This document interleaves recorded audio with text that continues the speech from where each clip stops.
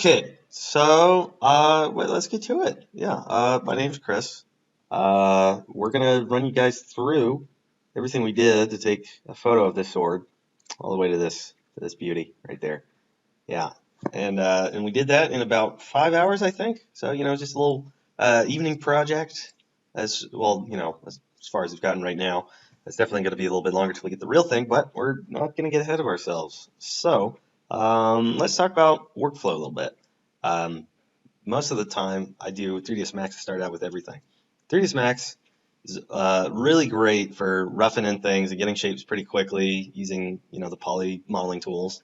And then you can go into Fusion or SolidWorks or whatever to make it pretty, make it nice, make it clean, and get some solid bodies. So it's a pretty fast process because with a lot of industrial design and like prototyping stuff, a lot of the modeling happens at this point and it's very slow and clunky. So when you can work out everything at this stage, everything goes by so much faster.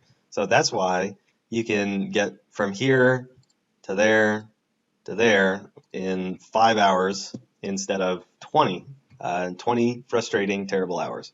Now, I will say that with most modeling, you know, you get 90% there in the first couple hours, and then the next 5% is a slog, and then the final 5% is just nightmare little stuff that you got to handle. Like, I could point out things on this, but I'm not gonna, because yeah, I'm not gonna, no, I'm not doing that. So, let's start here. This is 3ds Max here. I want to see if we can minimize that. This is 3ds Max. Basically, it's a completely different form of modeling than Fusion or SolidWorks. It uses polygons, it uses vertices, it uses edges, stuff like that. And the way I use it is basically just to make the cages like this that can then be taken into Fusion and then smoothed up. So if we're going to take this, if you export that, I'm going to roll back here. I've organized uh, organized this file so that I am going to share this and you guys can look through it and all that stuff. It's super great. But just roll back here.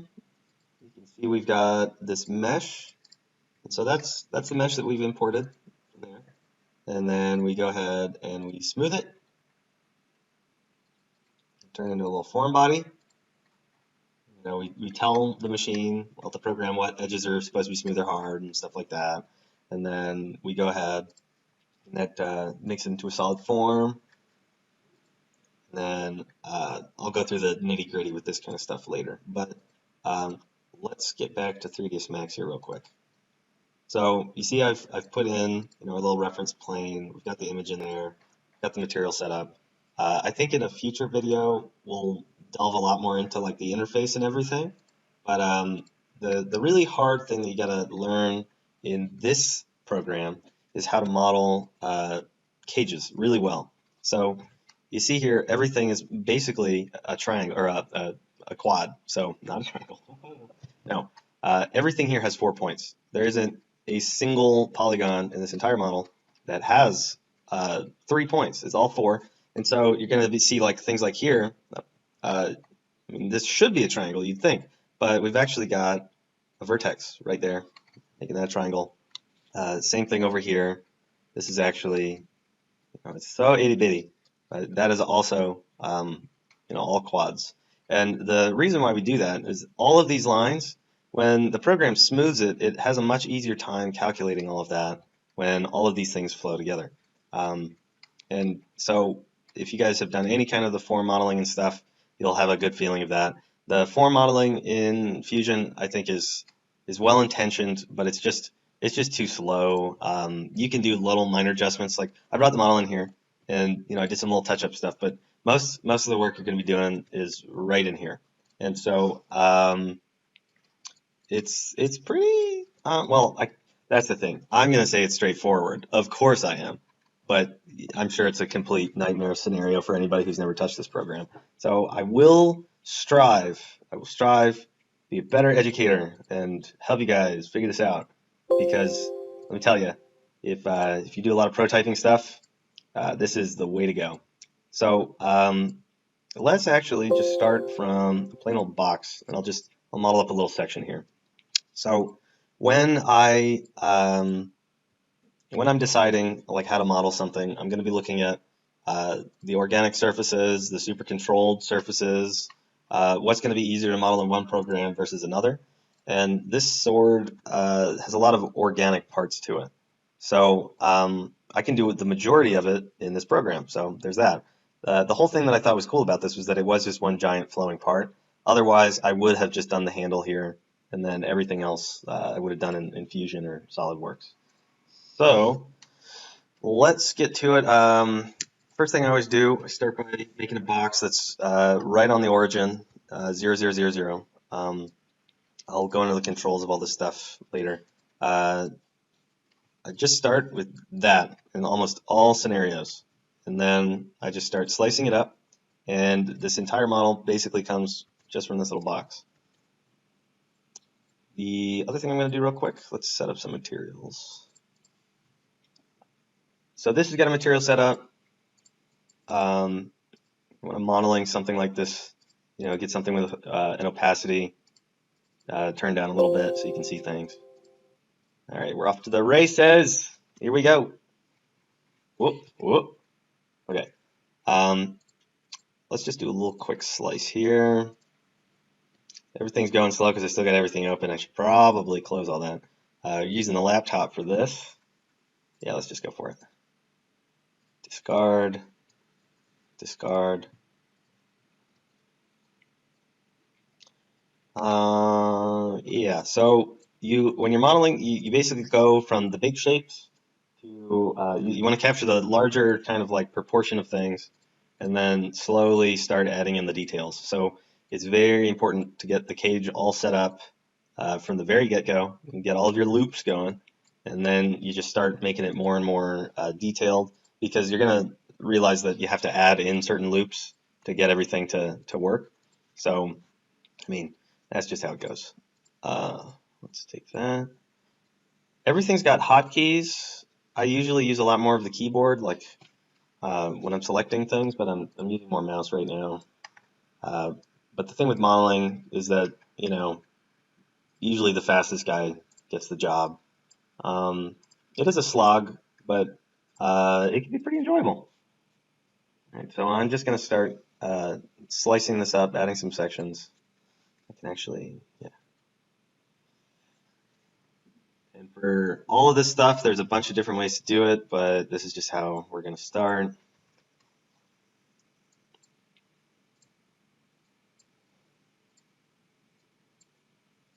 All right, so all of this, we're still in this plane. I'm just going to start dragging things. Start from the outside, work your way in.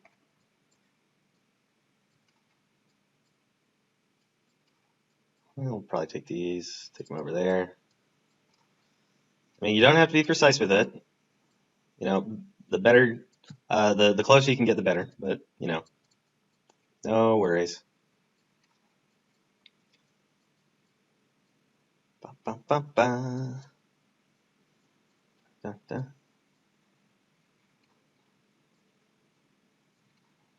All right, so that's that side. Let's get this going. Pull that up.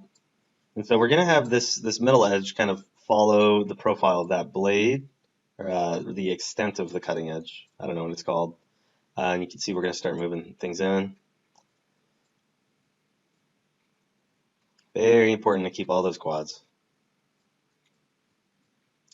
Fusion even like freaks out a bit once you start getting rid of them. It might be like too many triangles or something. So all right, we're actually going to leave that there. So you're going to see here, we've got an interesting situation here. So this is going to be like your first problem. So this is pretty straightforward to like line up everything too, right? But as soon as we get over here, this is our first real topographical puzzle to solve. So we're going to have to add in lines. And there's a few different ways we can do that because we need more vertices to drag to kind of get this shape. And then we need to have it kind of start flowing back. So let me start by doing a little quick slice. This is a different kind of slicing technique. We're basically just going to pull up some of these vertices. Let's just do another one. So you gotta watch out about the density. You don't want to get too crazy with it. I think we'll be fine for now. All right, so that's the basic shape for that. You can see that there's like these kind of get pulled down a little bit. We'll get to that. We're gonna keep that as flat as we can. So, well, actually no. Let's go for it. So we're going back into 3D. Notice that we have not moved anything in this axis. We've just been scooching the original box shape around. But you know, we're getting there. I'm just gonna pull these down. I selected them in 3D so I didn't accidentally select anything wrong. And I'm just gonna pull them down. And so you can see the back edge and the front edge right there. Always make sure that when you're dragging things, you don't accidentally overlap them or anything.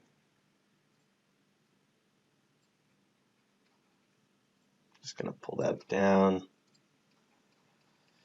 Select a few of them.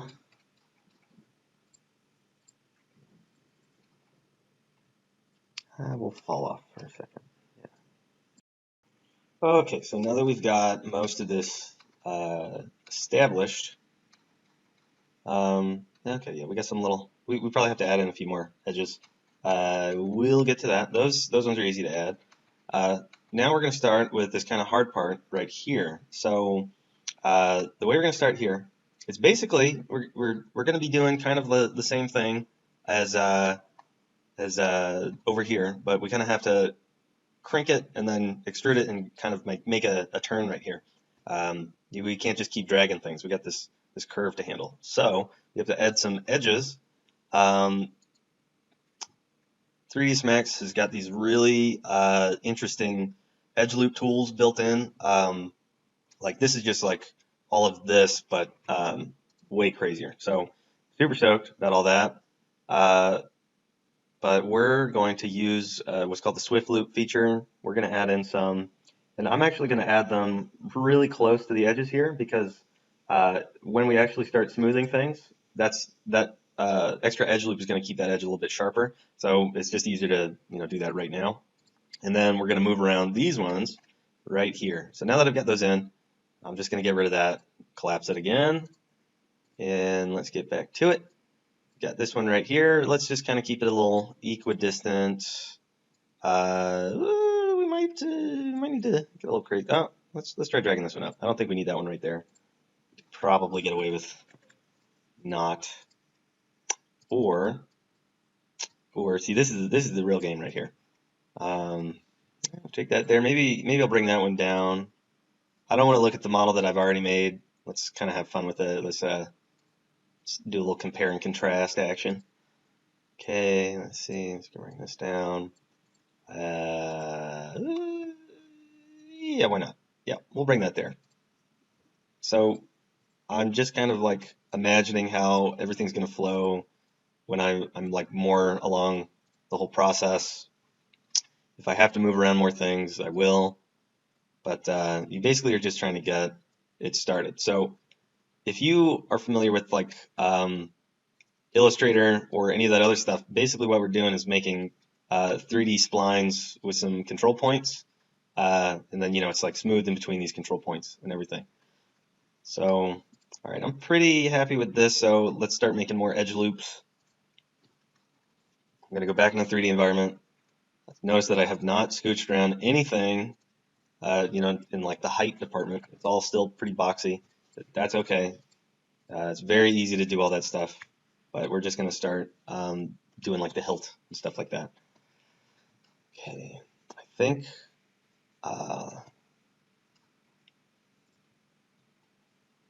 ooh.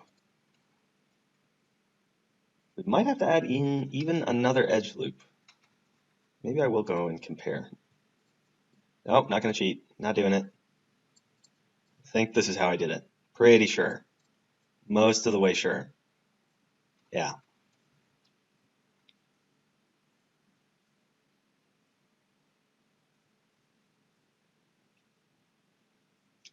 Yeah, that looks about right. So now, well, let's see here. All right, yeah, I'm just going to solve my life here. How did I do this? Okay, I added another one right there. This one goes here, and this one goes here, and then that's where I broke it off and added in another polygon. So let's get rid of that one. This goes down here.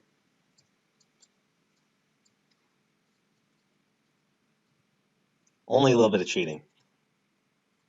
Okay. So I've kind of hidden away another edge loop entirely, kind of down here. It's another one of those tiny ones. Oh yeah, this makes sense now. Oh yeah, that's always what I was planning on doing. Totally. So this little nib, just to get it defined anyway, we would have to add extra edge loops. So yeah, that's how you do it. We're gonna add in like a little cap and stuff, but let's keep going. So you see how we're starting to get pretty detailed here. That's why it's such a challenge to make sure that you start in the right kind of direction, so that it doesn't get too complicated too quick. And let me tell you, it can become a real mess really quick. All right, so now we've got these three edge loops right there, and that's going to become the main handle section. I think we'll do one right there, one right there, one right there, and 6 edge loops. That turns into let's take that there. That'll turn into pretty good looking handle. Let's just keep checking how I did this. Looks like I added in another edge loop all the way on the top anyway. All right. So then we'll take that and we'll bring it up. Oh yeah. Yeah, this thing got complicated. All right, so we'll just start the profile with that. And see, this is another one of those scenarios where you kind of have to like rejigger all the lines and everything to get to there. I think we'll end it mostly with that as just like a demonstration of like the edge work that you're gonna have to get really good at. Well, no, let me just mirror this real quick so you guys can see. So we've done all that with just one side of it. You can model things with both sides at the same time by doing this. And so like when you're starting to figure out your form and everything and you want to get like a fuller image, you can do that. Um, I'll show you that command in more detail later. I think, yeah, we got that whole other edge loop up there. So like you could start bringing in things. You can see that it's a pretty, it just mirrors everything over. This whole front, that's like a stick right there, man. I would not want to get hit with that. No, sorry, Bob. All right. Since I know we're going to do this with wood, yeah, it's going to have like a metal core, but you just have to add in a little bit of extra thickness and stuff. But this process is pretty straightforward because all you're doing is taking the vertices and then moving them in one plane. These added extra edge loops I've got right here, you can actually remove those. You can go back, like there's no feature tree or anything, but you can go back and you can take those out just to get everything perfect. There's a few other little tips and tricks. We're not going to go too crazy with the whole video. This is just a little intro to all this stuff because I think I'm definitely going to just make a whole like in-depth series here. So there's that. Let's get Fusion going in the meantime. Let's see how far off I was. Looks like we needed to. No, that's looking pretty good.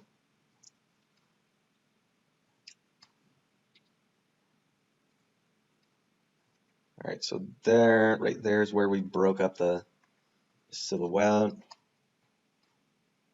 Okay.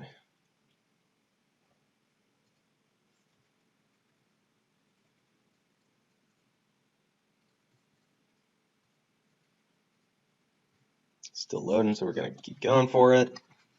When you mirror things and you have the opacity on, it can be a little bit hard to see things. So I usually turn all that off, but we'll be fine. I'm going to bring this edge all the way up there and use that on that little line right there.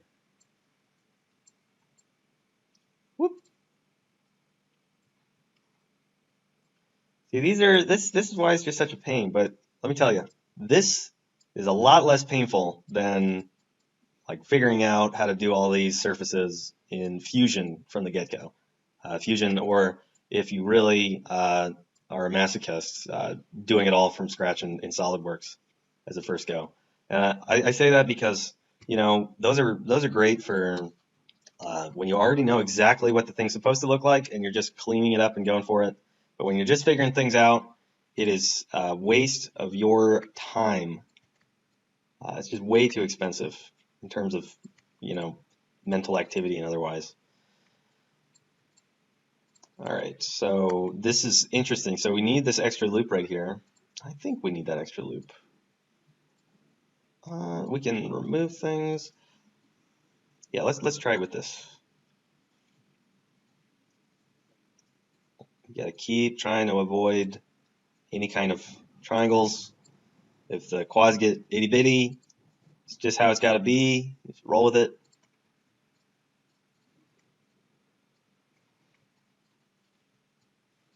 I'm using Shift to drag these out and make more of them. And I'll come back and like lay those out and everything. But first things first, always get the cage going. Start with the outside, work your way in. Itty bitty little squares, perfectly fine.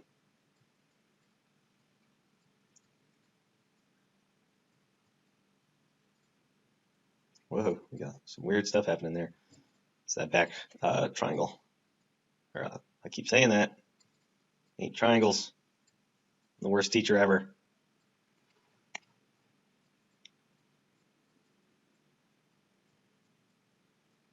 Yeah, pretty good, pretty good. Yeah, and then we still have to do like a bottom edge loop and all that other kind of stuff. So that kind of leads through there. But yeah, we've actually got the basic shape of the sword all done. It took I don't know how long that took. Sorry, I'm bouncing around here. It's not like I plan these things out or anything. We're just doing it. Um, I have no idea what I'm doing with all this YouTube stuff and all that junk. All I do is just make things. Everything else is just a skill to support that. Pretty single track mind over here. Ooh, yeah. Don't worry if it looks like garbage at this point. It will look like that for a while. You're going to be thinking, have I really chucked all of my money to get this degree so I could do this? And that's fine. That happens. It's a very common thought. But just keep getting through there. Um, it's just one of those little things that keeps life spicy. Student dad. Oh yeah, great motivator. All right, let's keep this close. So, I mean, I have a rough idea of what shape I want. I mean, I've looked at a lot of reference of all of this kind of stuff. This is really lucky that I've gotten such a good reference photo, like a good high-res reference photo from the side, no distortion, which is amazing.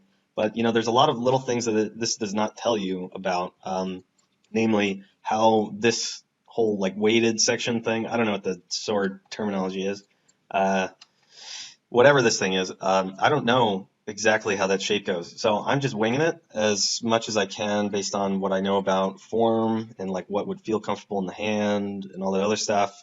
And also just like what is going to look cool.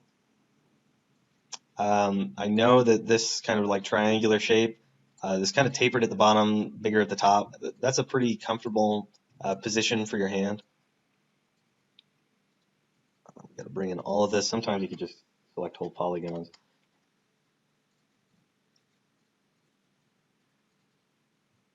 It can be a little messy, but we're going kind of fast here, It's gonna start looking like a sword any minute now, any minute. Yep. Oh boy. Yeah, I'd slice some bread with this bad boy.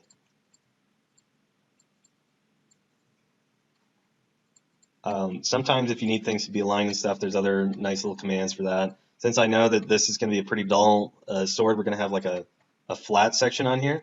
So I know I can select all of these. Whoops.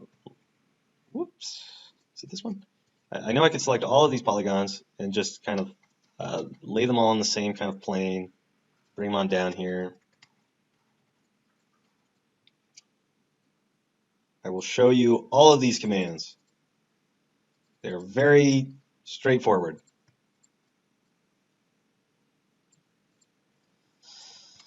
All right, so yeah, it's getting kind of sorty. We've got to do a lot more, massaging. But I think now I can kind of show you how the smoothing thing works. You can see how it immediately makes it look like a really polished turd. That's good. It's a good thing. We're slowly working our way up. This is a magical world where you can, just keep working at it, and it just starts looking good after a while.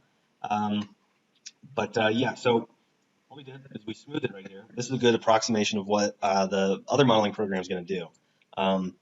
You can make it look nicer with the smoothing levels. Just it's a production or performance hit.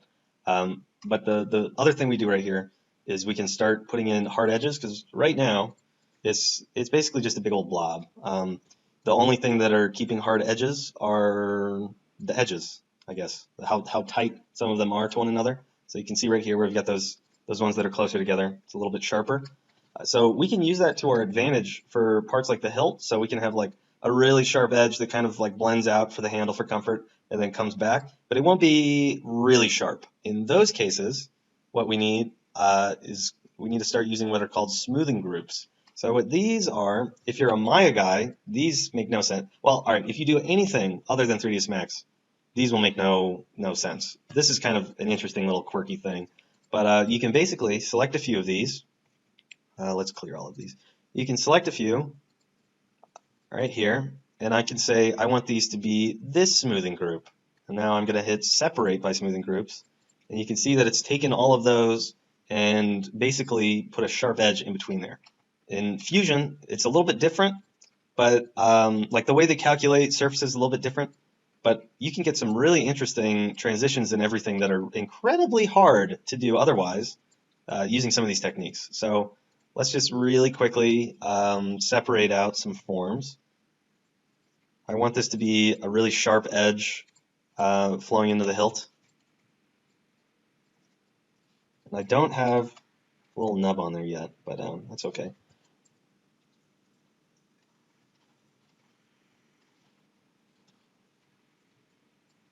Now, these smoothing groups do not always translate over to Fusion. Like you're going to have to reassign things. But this, you'll have it mostly figured out. Okay, so yeah, there's that. You see how it's trying to blend in things here? So really soft to sharp. If you start getting fancy with your smoothing group selections, like say 2 smoothing groups, like one polygon has like 2, and it's like a transitional kind of thing. This is how you get all these really interesting shapes. So I'm not even going to touch that with this one because that's a whole thing. But those are your basics. That's how basically everything is modeled. I'm not going to use any extra plugins or nonsense like that. We just export an OBJ from there. Go over here.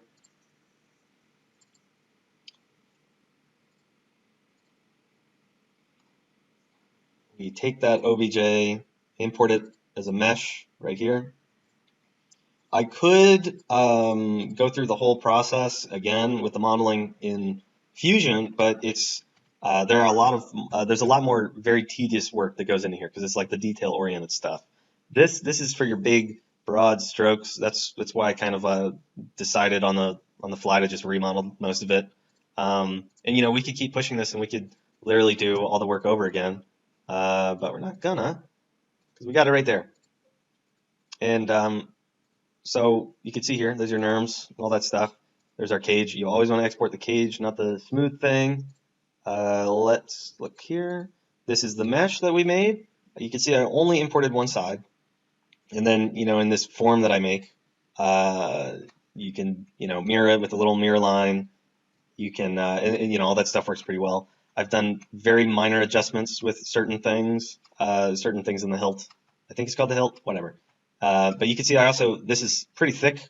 It's also not entirely straight. So that's the thing about the 3ds Max stuff is that it's not like you're not going to get perfect surfaces. So if you need a perfectly flat plane here, you're going to have to do that in Fusion.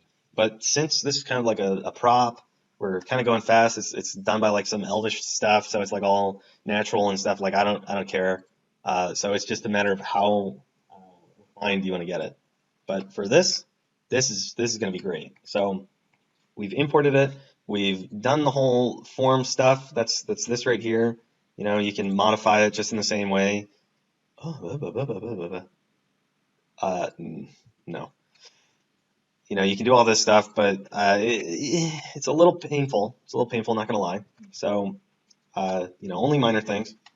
Uh, Taken it, it's already been turned into a solid form that we can now use all the other regular commands on. The first time I did this, it blew my mind away because like this is honestly the holy grail of 3D modeling, to be able to do something super quick like that and then take it into here and then be able to punch a perfect hole into it. You cannot get a perfect quarter-inch hole modeled into this thing. It will always be approximating it, but here you can. So I love that. So now we got that. The thing that we're going to do here is start getting the detail work in. So we're going to be getting all of this inlay stuff. I'm not doing that modeled in. That can be just like a etch thing, like a program etch thing.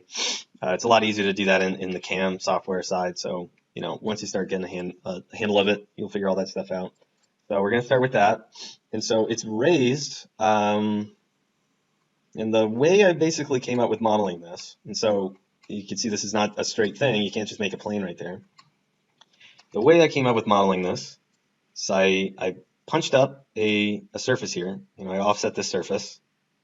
I extruded a little trimming tool so that we could get that, you know, cleaned it up a little bit. So now we've got this shape. You know, we've knit it back up together, so this is a solid body now that we can cut in. It looks a bit wibbly wobbly, but you know, that's fine. When it's held up to the thing, it works. This is where it got really crazy here. So we did a sketch, this blade detail sketch. It's got everything in it. I'm a big fan of doing everything in one sketch. It just makes the calculations a lot easier sometimes at the cost of things being a little slow in one of them. You know, we've got two splines offset at a pretty constant width. Same for all that other stuff. Things are projected to surfaces, or no, none of this is projected to surface. This is all just on one plane. And so it's all on there, everything. So you got all that, tangencies and all that good stuff. And then we start using that to punch out detail on that block we made. I think I also used that to, yeah, so we started out those holes too, just for future stuff. That's so cool. Come on, look at that. It's got holes in it. Okay, all right. We made, so you can see here, all of this stuff is just kind of flat on the surface. The vines, they kind of like intertwine, right? So you can see here, they kind of go in and out. So the way I figured I would do that is, you know, I took the vine path from the sketch, I projected it to this surface so I know it would follow. I split all of the vine stuff. Oh yeah, whoop, yeah, that's where it gets crazy. I split all these vines so that I could, you know, cut little notches in all of these. And then I made a sweep profile that I could cut things with. Ooh, we got more little split things.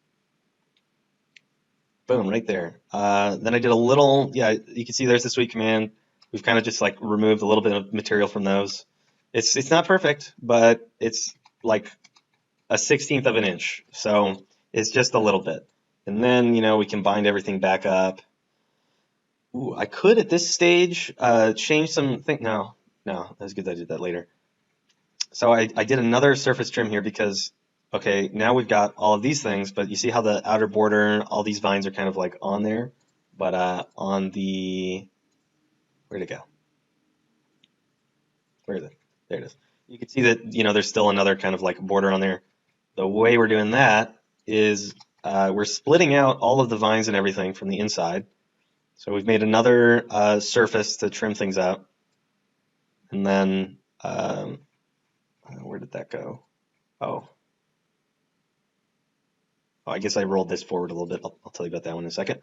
So we split all that, and then so you can see we've got the outer detail, the inner detail. I just scooched that in by about, I don't know, 10 thousandths or so, just a little bit, so that it you get a little edge break there. And then I mirrored it, and then started combining everything and removing things.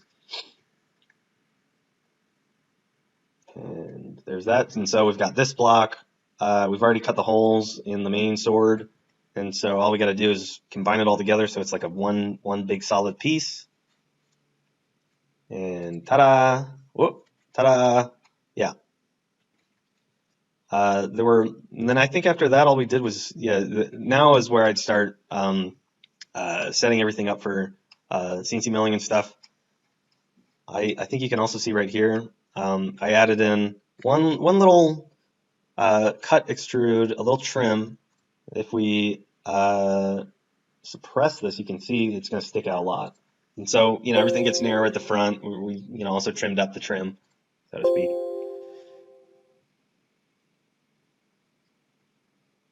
Yeah, so I did not like that. It's just kind of like sticking out there. So trimmed it up a little bit. Very simple profile. And that's how we got to there. If I was going to do the etching, I would probably just do, it's all in like the middle profile and then project things over and all that stuff. But there's that. I added in a little move command, and then we could go into Keyshot. Oh man, look at that! Look at that! It's 42 inches long. It's ridiculous. It's ridiculous. Ugh. I don't know why it took me so long to make this thing. It's just ridiculous. Okay, we're just gonna save this. So I got the idea of making this because at the start of the quarantine, great time, sit around the house, watch all the Lord of the Rings movies. I watched all the Hobbit movies as well. Shared that with Alex, and this sword, it seems like almost like a throwaway sword in the grand scheme of the Lord of the Rings mythology and whatnot. Like Weta just came up with this one, but this is a really cool one, and so I went on YouTube because Weta usually posts videos of them making things, and I actually found one, and this is also what I use for reference and stuff. But they're just in here, they're just talking about making the super cool stuff. Oh, what? It's hollow. Okay, all right, okay. Oh, all right. I'll have to figure that one out. That's way cool. Oh man, because like on all these other ones, they're just etched. Okay, we'll figure that one out. So I saw this video. I was like, okay, that's super cool. And then I think at one point they just had, yeah, they're like right here, like actually just cutting it on their CNC. So I was like, okay, obviously we have to do this. Yeah, see, look at that. They're just going for it. And so it was like a no-brainer. I have a CNC. These guys have a CNC. Yeah, whatever. So that's why we're here. Okay, so got all this set up in Fusion. I've tilted a little bit. I do have the tie-in plugin to just bring it straight into Keyshot. The render game is its own skill and profession, in my opinion. A large part of what a designer does is presentation materials. I mean, yeah, there's all the research, there's all the nitty-gritty stuff, but the presentation stuff is really important because it's how are you going to condense all of that hard work you've done and get it into something that people can understand within seconds. And like it's a really challenging thing. And so when people do it really well, it's kind of like magic. So I wouldn't say I'm the best at this. It's not my super strong point. I really enjoy doing it, but industrial designers like this is their Instagram bread and butter. So trying to keep up with the cool kids over here. Uh, I don't know if I should go into a full setup here, but basically it's just like a real photography studio setup. You have all of your lights, you can position them, you can change them, you can edit the position of everything pretty much. You can edit how the camera is, the focal length, where it is in space, all that other stuff. So if you actually have some photography chops, I'm sure this would be a lot easier for you. And it's really bizarre because it's like virtual photography, whatever. So it's pretty funky. And so I've set up like a little basic environment here that it started from a template, and then I just started adjusting the lights. until I got the highlights where I needed them. I set up a very basic material and I just rendered a bunch of things, and then we went into Photoshop, did a little bit of post-processing.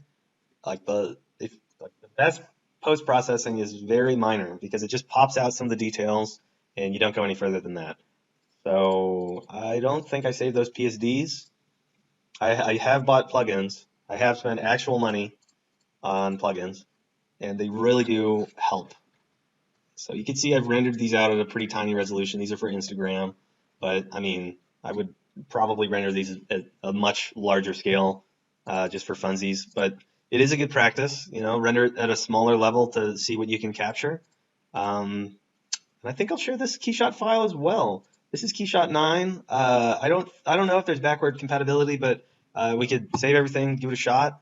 I'm not going to go too far into this yet, but that's basically it. I think we're going to end it right there. We've got about an hour.